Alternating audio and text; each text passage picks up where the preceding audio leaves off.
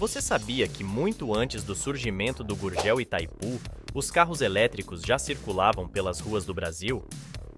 A história desses veículos teve início no começo do século passado, e antes mesmo da criação da Gurgel, já existiam iniciativas genuinamente brasileiras para viabilizar os carros elétricos. Neste vídeo, vamos explorar toda a trajetória dos carros elétricos em nosso país e entender por que esses veículos revolucionários, como o Itaipu, não conseguiram alcançar o sucesso esperado. Além disso, vamos descobrir qual foi o primeiro carro elétrico nacional, tão pouco lembrado. Fique até o final para conhecer todos os detalhes desse fascinante capítulo da história automotiva nacional. Vamos lá!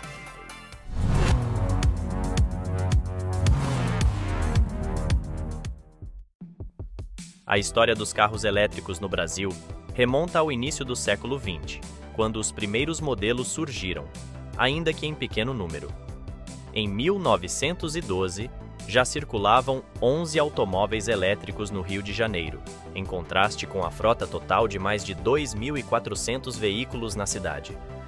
No Rio de Janeiro, existiam até revendas especializadas em carros elétricos como a Ita Garage, que vendia os modelos da Detroit Electric e da Milburn, uma empresa surgida no tempo das carruagens, que se converteu à produção de carros elétricos nos anos de 1910 e foi extinta ao ser comprada pela General Motors em 1923. A Ita Garage oferecia até o serviço de buscar o carro elétrico à noite, recarregar suas baterias durante a madrugada e devolver na casa do cliente na manhã seguinte. A imprensa da época elogiava a proposta dos carros elétricos por sua facilidade de uso e manutenção, além de sua operação silenciosa e livre de emissões.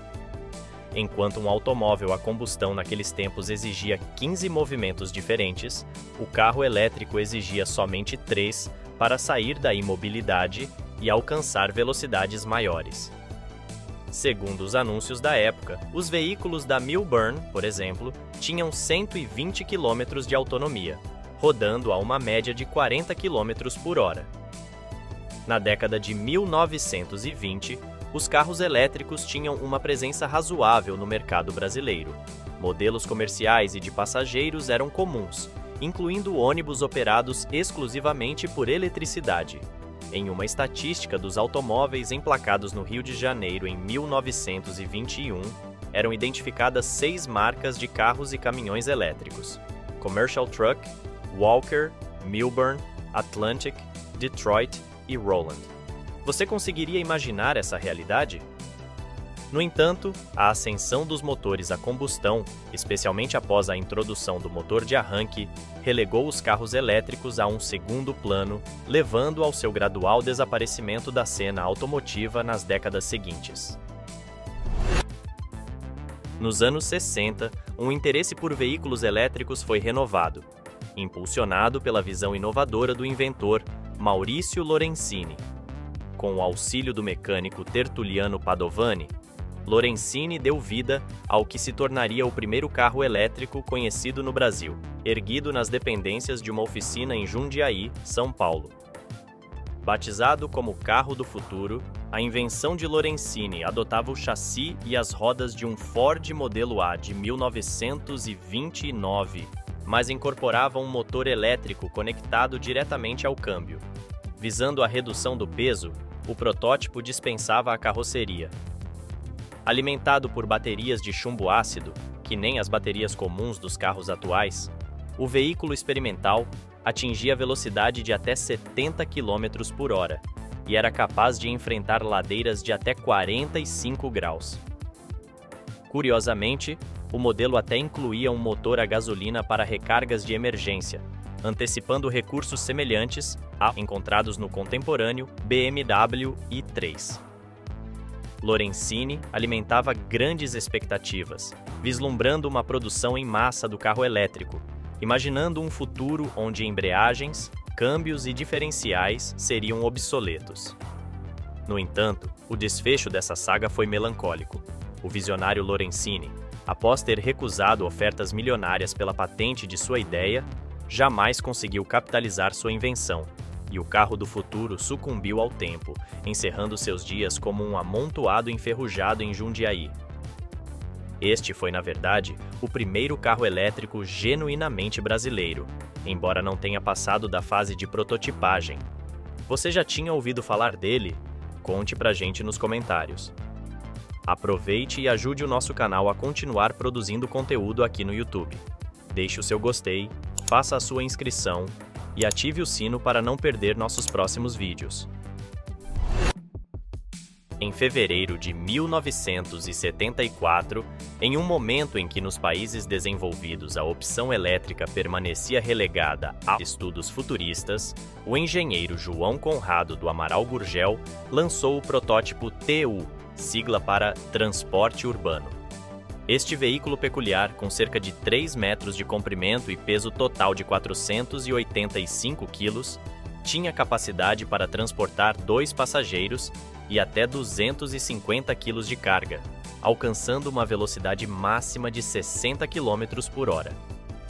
Como uma evolução do TU, surgiu o Itaipu E150, batizado em homenagem à usina hidrelétrica situada na fronteira entre Brasil e Paraguai. Apresentado no Salão do Automóvel de 1974, este protótipo conversível inicialmente tinha uma carroceria de madeira, posteriormente substituída por moldes em fibra de vidro. O Itaipu apresentava mudanças em relação ao TU, notadamente em seu desenho, que passava a ter uma forma de trapézio e um comprimento menor, de 2 metros e 60 centímetros. Movido por 10 baterias de 120 volts, seu motor elétrico entregava cerca de 4 cavalos de potência, permitindo atingir uma velocidade de 50 km por hora e uma autonomia de até 80 km. O senhor acha que esse carro elétrico vai substituir ou pode substituir o automóvel convencional? Em grande parte, sim. Na parte de transportes urbanos, ele será um grande substituto do automóvel convencional. A tomada para a recarga do veículo ficava alojada entre os faróis. Suas baterias podiam ser recarregadas em tomadas comuns de 120 volts, necessitando de aproximadamente 10 horas para uma recarga completa. Os primeiros modelos lançados nas ruas, conforme reportado pela revista Quatro Rodas em janeiro de 75, apresentavam poucas alterações em relação ao protótipo, destacando-se a adoção da carroceria de fibra de vidro e um acréscimo de 5 centímetros no comprimento. O peso total do E150 era de 780 quilos, sendo 320 quilos das baterias. A fabricação em série do carrinho deveria começar em dezembro de 75, a um preço de um Fusca 1300, o equivalente hoje a aproximadamente R$101.000. No entanto, o modelo não passou da fase de protótipo e as 27 unidades produzidas pela Gurgel viraram itens de colecionador. Anos depois do Itaipu E150, a Gurgel apresentou o utilitário E400, oferecendo versões em picape cabine simples e dupla, além de furgão. Lançado em 1981, o modelo apresentava um motor elétrico com 10 cavalos de potência a 3.000 rotações por minuto, alimentado por 8 baterias de chumbo ácido. A recarga completa desse conjunto demandava 8 horas e era realizada em uma tomada de 220 volts, proporcionando uma autonomia de aproximadamente 80 km.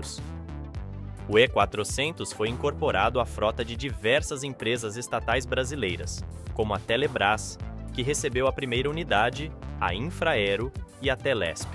Empresas privadas, como a Souza Cruz, também conduziram testes com o veículo, e algumas unidades também foram exportadas ao Paraguai para avaliação. A colaboração com essas empresas permitiu a Gurgel receber e analisar uma ampla gama de informações sobre o uso, desempenho, consumo e desgaste de seus veículos. A revista Quatro Rodas conduziu testes com o Itaipu E400 na versão furgão e destacou sua condução silenciosa e fácil, chegando a uma velocidade máxima de cerca de 70 km por hora. O veículo contava com um recurso para limitar sua velocidade a 45 km por hora, aumentando sua autonomia de 80 para 100 km, visando otimizar o seu uso na cidade.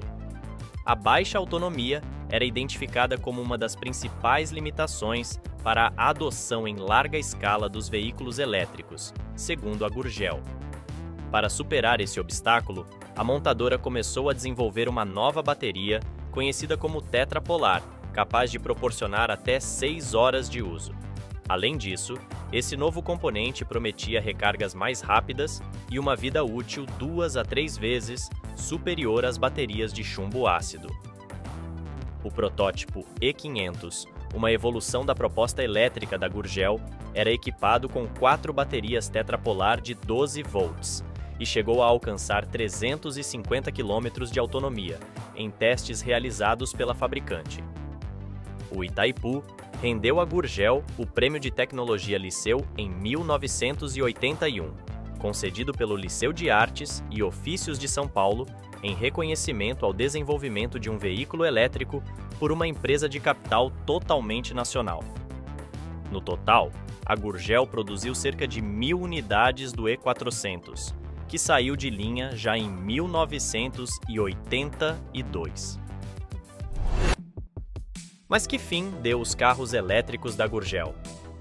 A fábrica acabou desistindo da fabricação de carros elétricos devido a desafios técnicos como peso, baixa autonomia e tempo de recarga prolongado, problemas, aliás, enfrentados pelos carros elétricos atuais, que utilizam baterias mais eficientes, de íons de lítio. Podemos imaginar como a Gurgel teve enormes barreiras para viabilizar um veículo elétrico há 50 anos. A empresa também enfrentou dificuldades para competir em um mercado sem incentivos fiscais ou regulamentações favoráveis ao desenvolvimento deste setor. Você já conhecia a história dos veículos elétricos no Brasil? Compartilhe com a gente qual parte mais te impressionou. Não se esqueça de deixar o seu like e se inscrever no nosso canal para conferir mais curiosidades e histórias da indústria automotiva nacional.